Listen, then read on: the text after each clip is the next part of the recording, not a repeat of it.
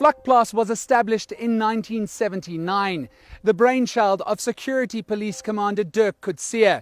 Coetzee commanded the apartheid government's 15-member death squad, a group of elite assassins, and Vlakplaas was their headquarters. The death squad would kidnap anti-apartheid activists and bring them here, where they'd be tortured for information. Many would never leave Vlakplaas, their remains buried, burnt, or even blown up to eliminate any evidence. And all the while, the assassins sat at a fire nearby, drinking and braaiing meat. We were above the law. I mean, we were untouchable. We had the backing of the upper echelons in the police and the politicians. So. I met Coetzee in 1989.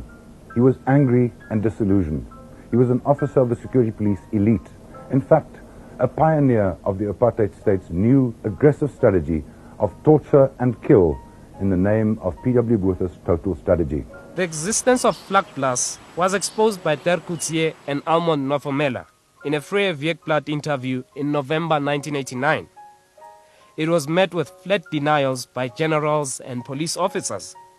These lies were repeated under oath to the Haram's Commission of Inquiry into state death squads. Dirk Coetzee became bitter and turned on his former superiors.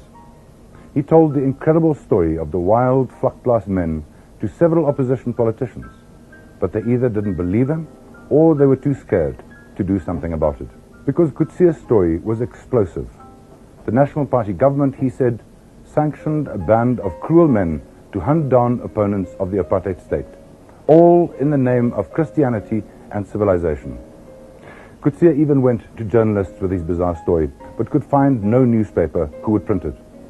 It was almost as if opposition politicians and newspaper editors sensed that this story would crack the facade of white rule, that it would inevitably lead to a total expose of what apartheid really was, a violent, evil ideology. I was the editor of a struggling independent anti-apartheid newspaper at the time with the name of Vrye Weekblad. Of course, the government and the police denied every word Coetzee had said. They started a smear campaign against Coetzee, and they were ably and enthusiastically assisted by the then SABC and many mainstream newspapers. A claim by a former police captain that he led a hit squad that eliminated government opponents has been firmly rejected by former Police Commissioner General Johan Coetzee. Attorney General Tim McNally was first appointed to investigate the death squad revelations. He found no substance in the allegations. McNally was appointed to lead evidence at the Haram's Commission. Louis Harms also found that Coetzee had lied and was mentally unstable. Despite the fact that two of Coetzee's death squad members, David Chikalanga and Almond Nofomela, also admitted their complicity in the murder of Mkenge, nobody was ever charged or apprehended. McNally decided not to prosecute me because he didn't feel like it. He was part of the cover-up from the Justice Department to assist the then security police and the then government to cover up. There's no other explanation for it. Part of the Truth Commission's mandate is to give context to the gross human rights violations they have been investigating. That is why not only individuals, but whole sections of society have been called to account. Institutions like business, the medical profession, the media, lawyers, prisons and organized religion have been asked to explain how and why they acted or omitted to act. The only people who refused to appear were the judges. The state's relation with the media as a macro continuum. It goes right from the owners of the media, the people that own the newspaper, the editors who control the policy of the newspaper, right down to the chap who can clean the dustbin at night and stuff it all in an envelope and give it to you. Dirk Coetzee was a prominent figure in a covert South African police hit squad unit that led the apartheid government's war against liberation movements. Coetzee was involved in numerous assassinations. There's one thing that I will have to live till the day I die. It's the corpses that I will have to drag with me to my grave of the people whom I've killed. Remorse, I can assure you, a lot. A hell of a lot. In 1997, Eugene de Kock, a former commander of Vlakplaas, was convicted for Coetzee's attempted murder. Charity Kondile told the Truth Commission about the disappearance of her son Sizwe in 1981. The first time Dirk Coetzee heard the name Sizwe Kondile was in London in 1989. During lengthy debriefing by the ANC, it became clear that Kondile had been one of Coetzee's nameless victims. This week, Sizwe Kondile's family listened to the grisly details of how he'd met his death. I supplied the knockout drops to, I can't remember which of his men administered it. Now, drops were administered to Sizwe Kondile in a drink, whilst we were sitting around drinking ourselves, opening beer and whatever other drinks. One of Major Archie Flemington's men, a sergeant or a warrant, a slender-built, tallish man, light hair, took a Makarov pistol with a silencer on, and whilst he was lying, Mr. Kondile was lying on his back, shot him on top of the head. There was a short jerk, and that was it. The four junior non-commissioned officers, Paul van Dijk, Jan, Sergeant Jan from Major Colonel Nick van Rensburg's branch, and the two Ermelo men each grabbed a hand and a foot, put it onto the pyre of tire and wood, poured petrol on it and set it alight. Of course, during the burning of a body to ashes takes about 7 hours. It is... whilst that happened, we were drinking and even having a braai next to the fire.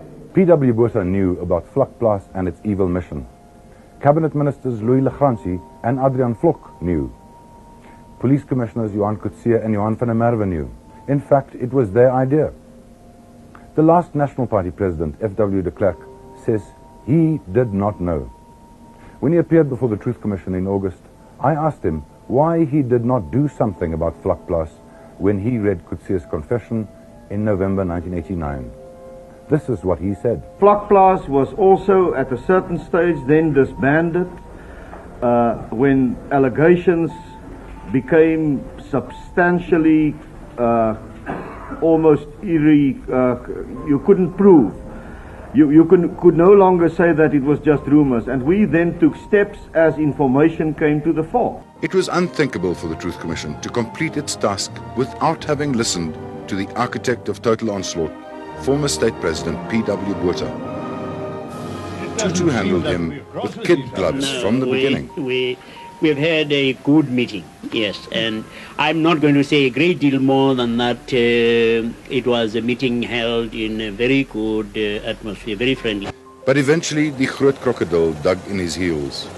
He responded to written questions put to him, but refused flatly to appear before the Commission, calling it a circus. The Commission had no choice but to refer the matter to the Attorney General, who charged Botha with contravening the Truth and Reconciliation Act. Here is the place which they then later built, where the ministers and Basie Smith and then bride had their Chivas Regal whiskey, congratulated the guys where the potjie kos was made. You can see big fireplaces. And you have all the liquor and the meat that was absorbed here. You can open a bottle store and a butchery for the rest of your life, I can assure you that. The maverick policeman later joined the ANC. He was key in the TRS's search for the remains of missing anti-apartheid activists. Many were buried in unmarked graves or burnt. Jacob Zuma, who headed the ANC intelligence at the time, agreed to look after Coetzee for 2 years in London if he spilled the beans. The irony is when Coetzee came back to the country in 1992, he was a very embittered man because he was never accepted by the ANC. Although they looked after him and they protected him, he never became a part of the ANC. Of course not. I mean, what he had done was too terrible. Coetzee's admission earned him amnesty in 1997. But Post says even after all the secrets were out, Coetzee would often brag to him that if he remained commander of the unit for longer, he would have killed many more people. I've been brought up to never to speak ill of the dead. But Derek Coetzee represents the scum of the earth. He's a person who came to the TRC because he had been convicted. If you were really remorseful, you would have not applied for amnesty, but in fact stood trial for what you did. As far as the amnesty application is concerned, I think the Peace and Reconciliation Act was constructed by all walks of life, all parties represented, and I think I'm entitled as anyone else not to be isolated and looked at alone in single context, but are entitled to the right of the laws of this land as any other individual that is involved. And according to that laws, I then applied when the amnesty came up.